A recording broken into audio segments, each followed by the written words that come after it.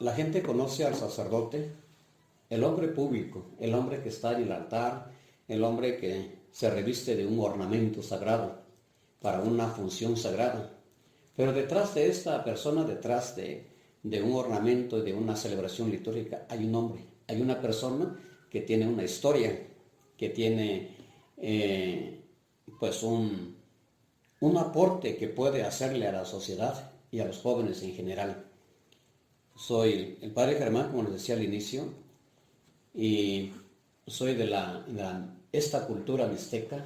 De hecho, mi pueblo se llama Miramar, del municipio de Santa María Yocuiti. Y fui llamado a ser sacerdote, no por mérito mío.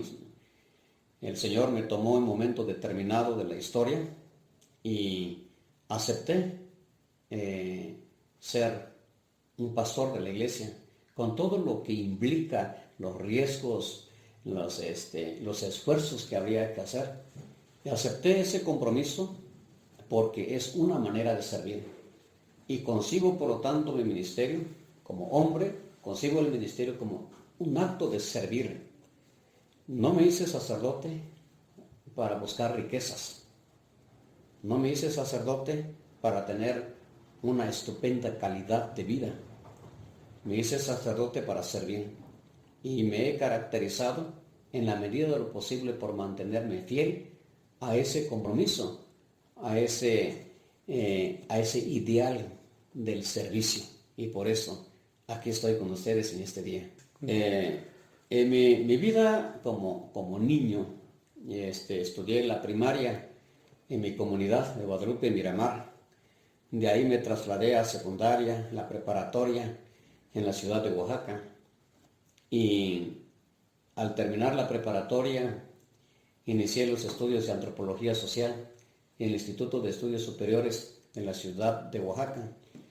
Carrera que no terminé, desde luego, puesto que sentí que el ambiente ya era muy, muy pesado para mí. Era muchos años de estar allí, tenía amigos, tenía distracciones, no estaba bien en las calificaciones. Y fue que hice el cambio, me fui a estudiar filosofía en el Instituto de Ciencias y Humanidades de la Ciudad de México. Y después de esos estudios fue que conseguí empleo en unas instituciones educativas, en una otra universidad. Bueno, pero el pueblo somos campesinos. De hecho, me considero un sacerdote campesino. Tengo esa experiencia. Cada vez que voy a la casa a ver a mi mamá, que es la que todavía está con nosotros, soy campesino. No me ha costado trabajo porque es una parte de mi vida, es algo que yo aprendí de mis padres. Conozco el arte del campo, vivimos en una zona indígena y todos hemos aprendido a trabajar en el campo con machete, con pala, con gorreta, con hacha. Hemos trabajado y es lo que sigo haciendo, ¿no? En ese ambiente crecí, pero en ese ambiente fue donde descubrí mi vocación y la vocación era el servicio. A mí nunca pensé pues que la escuela iba a ser, a donde yo me fui, que iba a ser de paga. Nunca supe eso. Hasta que yo llegué a la institución donde yo quería estar fue que supe. Eso significó un cambio total. Estamos hablando de entre 10 y 11 años de edad, o sea que era muy niño cuando salí de la casa. Podríamos decir que fui desarraigado, pero cuando reviso el pasado, veo hacia mi historia, no fui desarraigado porque nunca perdí mis valores, nunca perdí el idioma mixteco. O sea, es mi lengua materna y de esa lengua hablo cada vez que voy al pueblo, de incluso cada vez que celebro una celebración de misa en mi pueblo, que han sido en estos 15 años, 16 años, han sido como unas 6 veces que he celebrado allá, y ha sido siempre en mixteco. Sí, sí, sí, totalidad. De hecho, es un problema que tengo con mis paisanos, de que les digo que si vamos a hablar mixteco, hay que hablar mixteco, no hay que mezclar las palabras, porque cuando empezamos a rebuscar palabras o metemos demasiada mezcla, a veces la tonada la que tenemos de mixteco, pero de mixteco ya no tiene nada, es más español, ¿no? Más castellano. Entonces, pues esta experiencia tengo, ¿no? En la comunidad. Y claro, la gente grande, la que me conoce, los jóvenes me conocen como sacerdote, pero no como el niño que creció en ese ambiente de pobreza, también de muchas ilusiones, de esperanzas. Bueno, al principio el pueblo solamente se conocía el básquetbol. En el fútbol no había, en primer lugar porque somos un pueblo pequeño donde no había canchas, ¿no? Y luego somos ladera, montañas, no había espacios. Con el paso del tiempo ahora ya tienen una cancha de fútbol rápido, no así de normal no hay.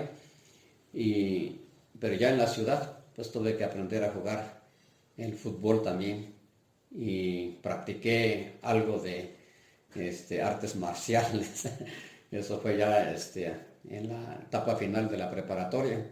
Más o menos terminé la prepa a los 19 años. Terminé la prepa. Ya era una carrera, porque de hecho y era una cosa maravillosa, porque la gente de mi pueblo, muy poca gente empezaba a salir a estudiar ese tiempo. O sea que, pues raros, la gran mayoría se quedaba con la primaria, se quedaban en el pueblo, se casaron, algunos ya se murieron, lo digo de broma, a veces no, se murieron de alcohólicos algunos, ¿no? Pero gracias a Dios y a mis padres que me apoyaron y pude salir y tuve esas otras experiencias. No, de hecho había aquí una experiencia diferente. Mi papá conocía a mi padrino de confirmación. Ellos son de Reyes, Etla, Oaxaca. Entonces, con Farid, mi amigo, mi hermano espiritual, podrían decir, con él viví, con él aprendí a trabajar. Es un amigo que creo que fue, más que amigo, fue mi hermano, y más que un hermano fue como alguien que me estuvo protegiendo durante todo el tiempo, desde niños hasta la fecha.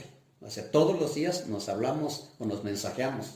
Han pasado tantos años y nos seguimos comunicando. Él está ahora en los Estados Unidos, él es abogado y está trabajando en los Estados Unidos. Nosotros en la teología llamamos a esta experiencia gracia de Dios, ¿no? Y yo siento, no recuerdo y no puedo explicar mi vida sin esa experiencia de Dios. Desde que yo tengo uso de razón, he sido una persona que siempre he orado. Y desde niño oraba. Me acuerdo una vez mi mamá me envió a una casa, pues una casa de pueblo donde mataban la vaca, que chivos, así, había carne. Y fui a la carnicería, por decirlo de alguna manera. Encontré una revista que estaba tirada en el suelo. La revista ¿Quién fue? San Francisco de Asís.